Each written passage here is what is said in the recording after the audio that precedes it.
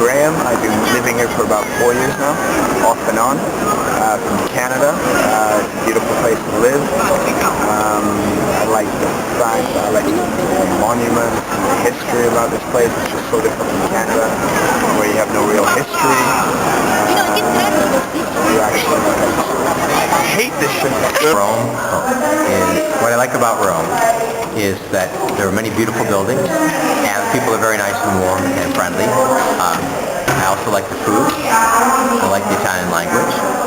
I like the fact that it has thousands of years of history and it's all here. Thank you. Roma. Roma. I work in Rome. I like Rome. I like beautiful women like you. And I like sun, not rain. Sun, not rain? Yes. And that's what the locals like about it. Not only is Rome the city full of culture and history, but it is a great combination of cuisine and nightlife. Rome is a city full of charisma. It's a city that speaks for itself.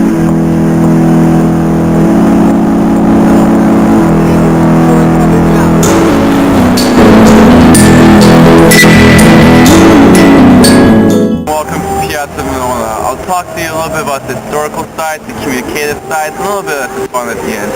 So what is Piazza Navona? Right now, in the contemporary period of 2010, you can see behind me a lot of people watching restaurants, fun bars around the area, and different architectural pieces and buildings. However, Piazza Navona was never like this, or was until the Renaissance period. Before that, it was a garbage dump. Then in the Renaissance period, Bernini and Borromini had a competition to see who would be the better artist. And one of the Bernini pieces is the Fountain of Four Rivers with the obelisk in the background that you can see. And the Borromini piece is a church right next to each other. Also, Piazza Navona is strategically located right next to the Corso Vittorio Emanuele, which is 2 blocks away from here, which is one of the central routes going towards the Vatican. So in essence, why do you want to come to Piazza Navona and enjoy yourself? First and foremost, during the daytime, lots of people watching, as I said, so you can come here and see the real Rome, see what Romans do and see what tourists do. Also during the nighttime, there's a great number of nightclubs in the area. Plus, if you're an art historian, architectural lover, just looking around at all the different buildings, you can see why the Renaissance is still prevalent in today's Roman society. So in conclusion, in essence, I really enjoy Piazza Navona because it is 5 minutes away from my house, and I can come here and just sit at the fountain and enjoy a peaceful afternoon day. Welcome to the Colosseum. Originally, in ancient times, it was a man-made lake for Emperor Nero for his golden house. But when the Flavians took over after him, they decided to make an amphitheater.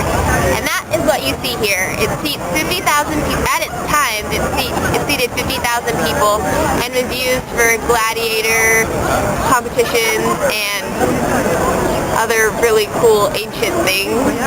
But communicatively, most importantly, the Colosseum was kind of like a pyramid for social hierarchy because all the best seats in the house were reserved for emperors, and the higher you went up, the lower class that you were.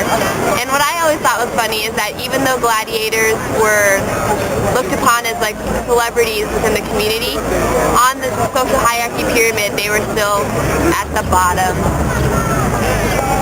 Welcome to Campo in the morning, where you can see all the shopkeepers busily handling their business in the morning. And one of the favorite places for all of us is in the mornings because you can get your fresh fruits, fresh vegetables, and so on. Plus, you can learn a little bit of Italian through shopkeepers by talking to them and interacting with them. So that would be communicatively. And for me, during the daytime when it's beautiful like this and sunny, this is a great place to come out here and get what you need for the rest of the day. Welcome to Campo de Fiori during the afternoon. Right now all the street vendors are closing down and everybody is getting busy preparing for themselves for the nightlife. I'll just talk about the history about Campo de Fiori quickly.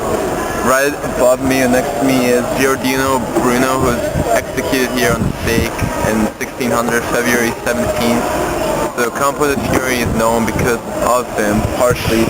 Other than that, Campo de Fiori has always been the commercial center and just kind of the hub of Rome, and right now it's known as the open air market. So, other than that, you'll get to see Campo in a couple of seconds during the nightlife. Go ahead. Communicatively, nighttime Campo is great for girls to come out here, grab yourself a man, an Italian man preferably, just speak Italian with him. You can go back and forth, Italian, a little bit English, and there you have it. By the end of the night, you might find yourself a Luca or something. Hey, Christy! Alright, other than that, Campo de Fiori is a great nighttime hangout spot, and as you just look around, I see the police, a lot of tourists, a lot of Romans, a lot of visitors, you know, so it's a good spot to come out here and enjoy what Rome has to offer. Thank you. Now we're at the Trevi Fountain, one of Rome's most famous tourist attractions. Back in the ancient times, General Agrippa commissioned the building of the Aquavirgo Aqueduct in 19 BC. This was the starting off point for the Trevi Fountain, originally designed by Brunini, but later worked on by Nicola Salvi and Gianluca Panini, and it was finished in 1704. The Trevi Fountain is a very, very popular tourist attraction, and it's normally crowded with people, but as you can see, at midnight on a Friday, empty, and there's no one really here. But that's kind of one of the things I like about it, is that you can people watch, but you can also come here and just relax. Around 3,000 euros are thrown into the Trevi daily, and all that money is used to help feed the poor in all of Rome. But pretty magnificent, isn't it? Look! Urban legend has it as if you throw coins over your left shoulder in the Trevi Fountain, you'll be ensured a safe trip back to Rome. Ah, here it goes! Rome has been the perfect place to study abroad for me because it's such a fun city. I love the language, food, and culture. Italian is a beautiful language and the locals encourage you to speak. Everyone here is really friendly and they're all very welcoming to students. The media has framed Rome to be a city stuck in the ancient times, but I found out through living here it is a combination of preserving the past while embracing the future. The Romans are very proud of their city and not afraid to show it. Rome is the perfect place to study abroad. In December of 2009, I had no previous knowledge of the Italian language or of the culture. Fast forward 3 months later, and I have acquired much more than an Italian 101 class can at the University of Washington. From the opinion leaders of Professor Corrado, who tell us to love Hadrian and Augustus, to Professor Moy and Professor Zimmer, teaching us models for political campaigns. My time here in Rome has taught me much more than in the academic realms. Rome's title as Eternal City is definitely evident in all areas of the city, with opinion leaders still alive from the ancient Rome to greet millions of tourists. With cultural, historical, and social activities galore, Rome doesn't miss a beat for anybody.